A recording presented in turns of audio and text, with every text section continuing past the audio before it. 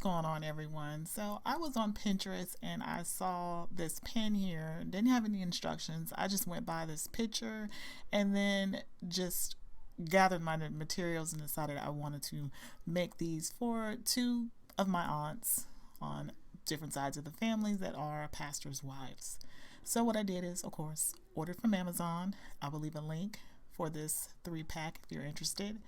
And I decided that this smaller size would work for me. I went along with the color that was in the picture because I thought that if you had black or if you had wood or natural pieces in your home, I think that it would go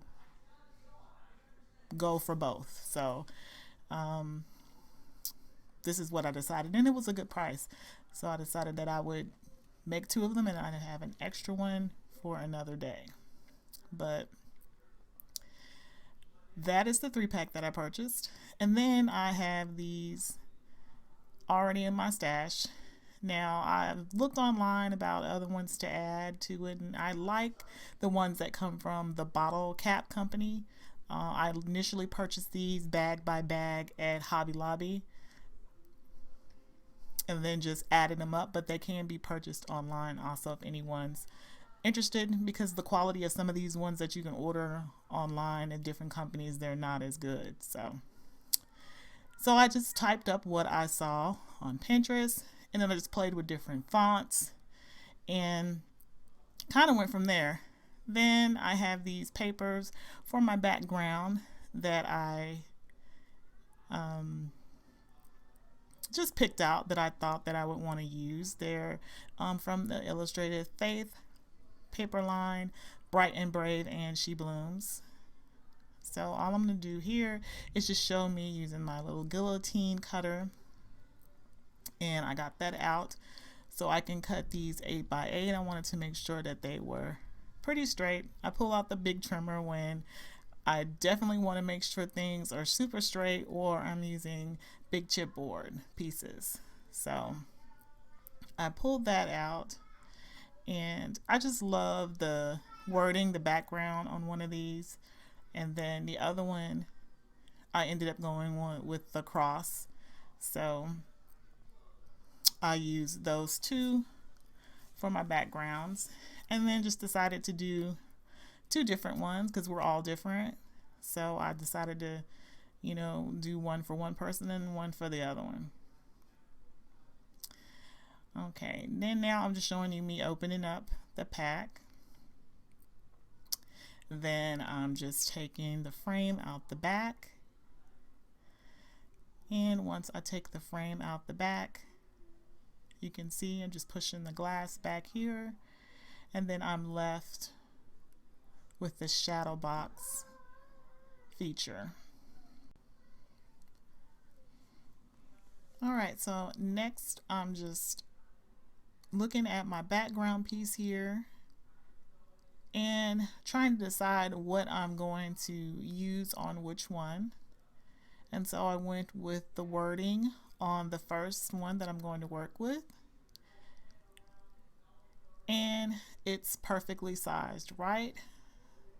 So now I'm just playing around, first of all, before I do any gluing, to see how everything will be placed. I kind of like it kind of scattered here, and it kind of, once you get it, start gluing it on, it kind of shifts around anyway. But just so I know how high and low to go to fit everything, I'm just playing around with my pieces first. So I'm just placing the tiles down and making sure that everything fits in the frame first and foremost. So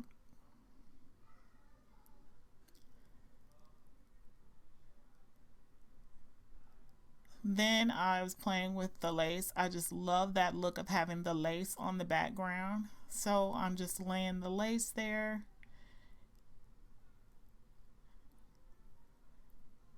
Then I decided that that is what I liked. All I needed to do was just place my wording on top. So I'm going to start with my Mod Podge. Once I got a good layer of that on, then I went on and put my 8 by 8 piece of paper that I already cut up and laid that down so it can be adhered. Once I got that down, then I put another good coating on top so I know that it's not going anywhere. And then I liked using this because I don't have any big glue bubbles or any mounds of humps on my paper if I was to use the glue gun. It's nice and smooth when using the Mod Podge. So now that I got that all done, I decided, well, wait a minute, maybe I should use that, but then I thought that, oh, I can't see my wording there, so I went on and took that off and then just went like I initially did with the lace. So now that I was secure with my process here, then I started to go ahead and glue down the tiles. I ended up going from the other corner and my tile shifted a little bit, but I'm still happy with the way that everything turned out. So one by one I got them all stuck down. Then I took my Mod Podge and then started to adhere my lace.